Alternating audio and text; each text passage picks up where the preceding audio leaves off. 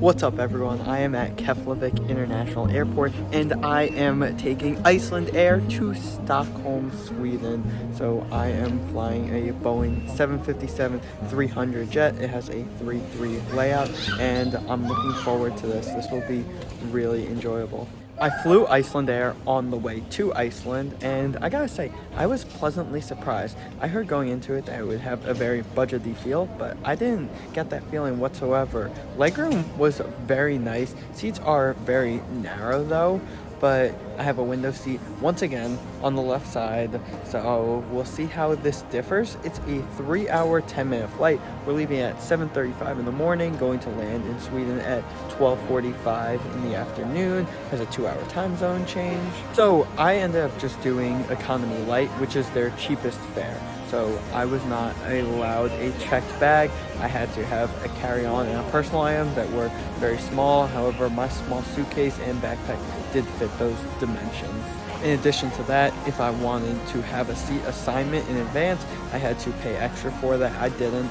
I did the random seat allocation, and I was lucky enough to be 11A. Being up that close and having a window seat, oh, that's pure luck. I forgot how much I paid for the ticket. I think it was like $170 for the one-way fare. So Icelandair is the national carrier of this country, and they have really started to boom as Icelandic tourism has boomed in the last 10 years.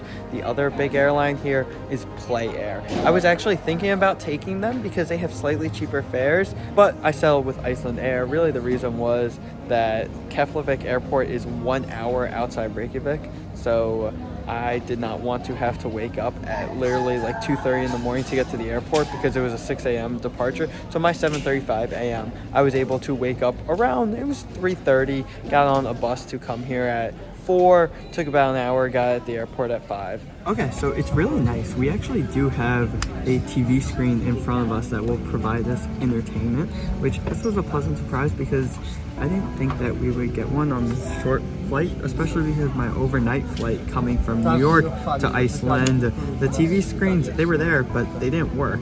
So that is, it's very nice. The seats are very different than the other Icelandair flight I took. These ones are a lot more firmer, so it doesn't have as much cushion. And legroom is, you know, it's solid, it's good. It's nothing like crazy, but it's nice. In terms of how wide the seat is, it's not really that wide, still very narrow, and it's nice. We have the adjustable headrest, which is awesome. Able to adjust it with the sides, you can move them in, and the headrest moves up and down as well.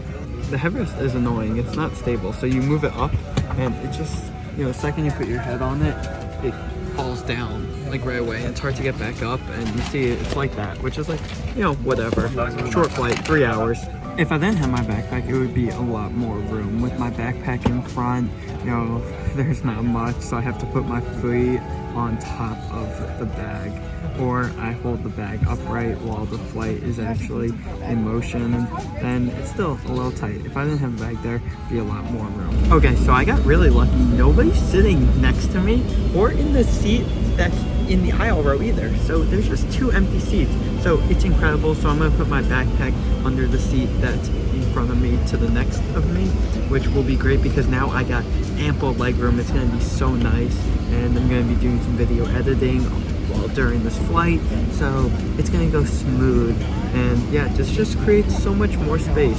Icelandair is very smooth. We had a short delay boarding, but we're still expected to arrive on time, so that's the only thing that matters for me. In-flight entertainment is actually really good. They got a bunch of different shows, specifically like The Big Bang Theory. They have movies, there is music, and unfortunately they don't have a flight screen where I can see where the plane actually is in relation to the world, but it has a tracker that says X amount of time until we arrive. All right, we're taking off. Never mind, they do have the map, it's just really small, and it's constantly flashing between that and ads, so you can't just stay on it. Because I didn't want to have to pay for a meal on flight because we will be flying during lunchtime, I literally just bought these like banana rice cakes in a supermarket in Reykjavik before, put them in my bag. You can bring food, no problem, into the airport onto the flight.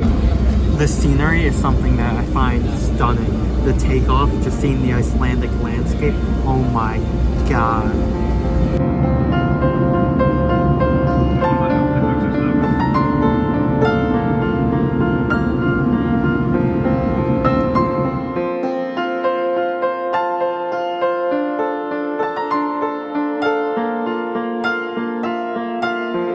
The drive to Keflavik Airport from Reykjavik is really cool because you really understand why the airport is an hour outside the city. You see how rocky the landscape is and how like jagged it is. No way they could build an airport on this surface, so they had to bring it out to really the only flat area that is near the city. So as you can see, I have made it to Stockholm, and I gotta say, Icelandair, very efficient, got me to my destinations on time. So yeah, I would recommend it.